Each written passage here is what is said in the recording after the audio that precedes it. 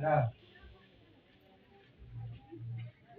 lakini kabla mjanishangaa kwa kutaja mabroka na Tanzanite kwenye ndoa, kwanza mnatakiwa mshangae kwanza ni kwa nini ndoa za zamani zilikuwa zikidumu na ndoa za siku hizi nyingi hazidumu. Wakati mkinishangaa katika broka wa Tanzanite,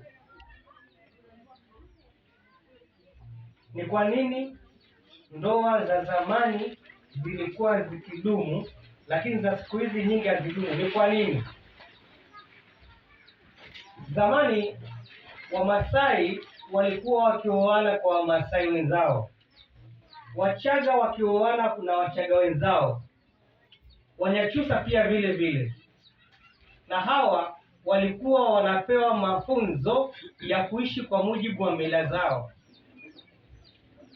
Siku hizi Masai anaoa Mjaluo, Mchaga anaolewa na Mzaramo.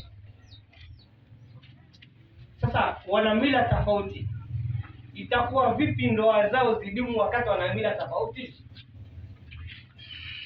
Kitakachowaunganisha Waislamu leo ni kuisoma Qur'ani na kuzijua sheria za Mwenyezi Mungu katika ndoa zinahitaji nini. Ndio maana nikasema mabroka wengi waliofanikiwa ni wale kabla ya ubroka walipitia kwenda kuchimba Tanzanite wakaifahamu. Kwa hivyo hawezi kuibiwa katika hayo mauzo ya Tanzanite, kwa sababu wanaifahamu tayari. Ndio maana wenzetu wanapitia kwanza katika mafundisho ndio waingie katika ndoa. Je, sisi tunapitia katika mafundisho ya Qur'ani ili bibi harusi ajue ni masharti ya ndoa ni yapi na bwana harusi ajue mambo gani yanatakiwa katika ndoa. Ndio maana Mwenyezi Mungu anasema katika Qur'ani, wala tankihul mushrikati hatta yu'minna, msiooe mushrikina mpaka kwanza waamini. Sio mpaka wasilimu. Wasilimu kwanza, waisome dini, waiamini. Sasa je, sisi tumezifundisha hiyo dini? Hatujachelewa bado. Hatujachelewa. Ukijua kama jambo la muhimu, kuanzia leo umefunga ndoa, leo unaanza kuisoma na utaelewa vizuri.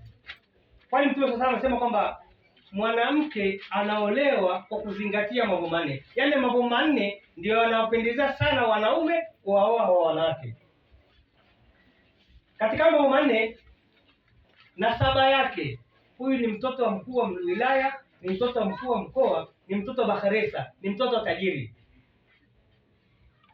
Sawa, lakini jimali ya urembo wake. Huyu ni Miss Tanzania, English figure, sijui gold color, ndio vinawapendeza wanaume. Lakini cheo chake, huyu ni waziri, ni mbunge. Lakini mwisho, dini yake. Mtume sallallahu alaihi wasallam akasisitiza tuoe wanawake kwa kuzingatia imani zao, dini zao, wako vipi katika dini.